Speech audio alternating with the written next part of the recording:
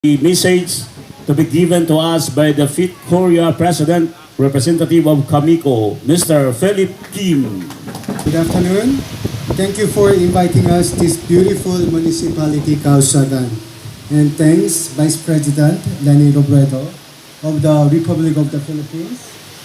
And then Honorable Mayor Rommel Arnado. NDA, Department of Agriculture, Ms. Carol. And the rest of us, government agencies and participants. And ladies and gentlemen, good afternoon. My name is Philip Kim. I'm working for Korea and representative of KAMICO. KAMICO means Korea Agricultural Machinery Industry Cooperative. And I am in charge of the Philippines. I work with the Department of Agriculture and PhilMech for farm mechanizations right now. KAMICO is an agency under Korean MAFRA. MAFRA is Ministry of Agricultural, Food and Rural Affairs.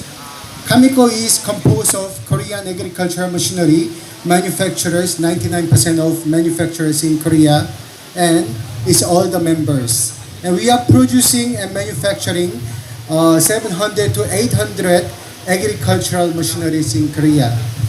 As KAMICO in charge in the Philippines, my mandatory is to bring only Korean's latest and high technologies and appropriated machinery that is suitable to the Philippine farm condition, and to make sure that good after-sales services and parts supplies is well provided.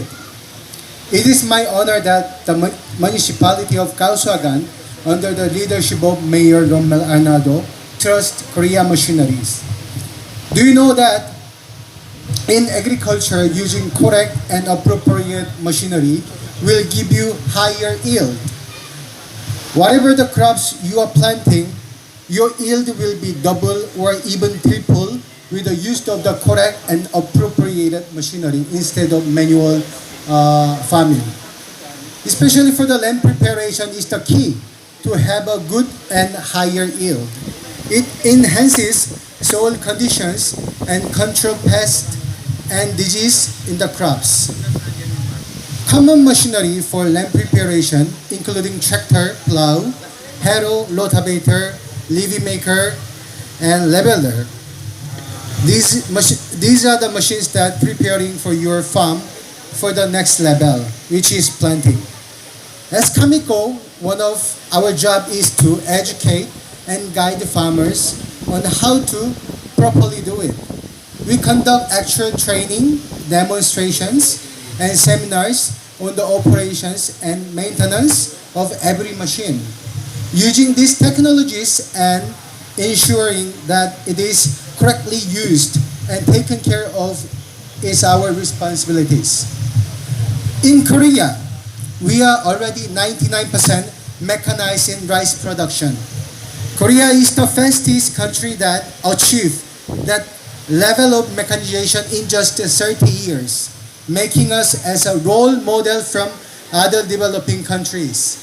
As what we experience in farm mechanization, we want to share it to the Philippines, because the Philippines is always our first choice to be one of recipient when we have ODA projects, EDCF, among others. This is because of Korean-Philippines friendship relationships, friendly relationship since 1950 during Korea War. Philippines responded to our request through United Nations to fight for Korea without any requesting. You voluntarily help us. We are very grateful and thankful for your help, and now that we are able to return what we owed from first role model of mechanization in nationwide. I believe that together we can achieve it. With the cooperation between KAMICO and Fit Korea and the municipality of Kauswagan, with an active and strong campaigning of Mayor Arnado, we want to develop organic farming more efficiency and profitable for farmers by providing good quality machinery like this, less pollution, better emission, specialized machines for organic farming such as multifunctional hand cultivators, brown rice mill, less vibration tractors, eco-friendly technology with commitment for good support for after-sales service and party supply. We will train operators the correct way of the using it and good maintenance as well. And of course, we need also to hear the stakeholders' commitment and the support. And I would like to call on the representative of the ATI, the Agricultural Training Institute, and the person of Engineer Alita Molijon of the ATI Region 10. Maayong hapon sa atong tanan. Magandang hapon po sa ating lahat, lalo na sa ating butihing Vice President si Ma'am Leni Robredo at saka yung mga ibang mga pangunahing mga visitor sa ating presidential tables. In behalf po sa aming OIC Center Director na si Maria Lydia Advento Chavez, the ETI through her commit our full support in terms of training to this unique program of Honorable Rommel Arnado on the LGU Lead Full Farm Mechanization. The LGU, just last second week of this month, January 2020, Ma'am Lydia and Sir Rommel met and agreed to have training on farm mechanization this coming April 2020. Yun lang po.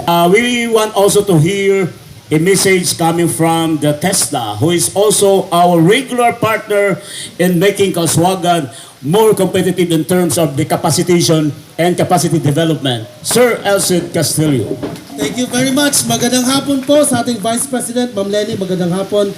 Fellow workers in the government service, our men in uniform, mga taga-Kauswagan, mayong hapon natong tanan. Ang atong TESDA magapadayon sa paghatag og programa. Magpapatuloy po ang ating programa, ating partnership. Mayor, patuloy ang ating partnership for scholarship program, skills training program, at nakikita ko po, meron ho tayong pagkakataon para po sa rice machinery operations. And when we do that po, magkakaroon ng maraming opportunities for your livelihood, for agricultural productivity. And we can continue. Yung sinasabi po ni TESDA, TESDA abot lahat. Sabi ng ating Secretary Isidro Peña, our Regional Director Tarhata Mapande, TESDA abot lahat. Aabutin ho natin lahat sa pamamagitan ng magandang programa para sa ating lahat. And with that, Mayor, our commitment, we will continue with our strong partnership as we build a better future for everyone. Padayon sa pag-uswag, Kauswagan. Salamat po. We need to hear a message of support and commitment from our Regional Technical Director of the Department of Agriculture, Region 10, Ma'am Baharla. We are so fortunate today, no less than the Honorable Vice President, Ma'am Leni Robredo. I was privileged before to hear her during one of the training or conference, servant leadership. Yeah, she too is really a very good and convincing speaker. Ma'am, in behalf of Regional Executive Director Carla, Sir, Mayor Rommel Arnado, and my co-public servants, good afternoon, and most especially to the farmers who are present here, to all of us, to other guests whom I failed to mention, maayong hapon sa inyong tanan. In behalf of the Department of Agriculture, this full farm mechanization, which is led by no less than the LGU of Kauswagan, by your very energetic and active Mayor Rommel Arnado. Of course, we are going to support because aside from the priority trust of the Department of Agriculture, it is one of the 8 paradigm strategies of no less than Secretary William D. Dar, modernization of agriculture in response to the increasing population. So in order to increase our food production, we need to have this mechanization. And the Department of Agriculture and the government as a whole is very thankful that we have such an LGU, no? Nga sila mismo, kumbaga, the government is there, the national government, but it is very good also for the LGU to have their own plans. And we are very thankful for the energetic mayor here that the Kauswagan people has, because aside from the national government, the LGU has set aside funds to dedicate farm mechanization. I would like again to repeat the commitment of the Department of Agriculture.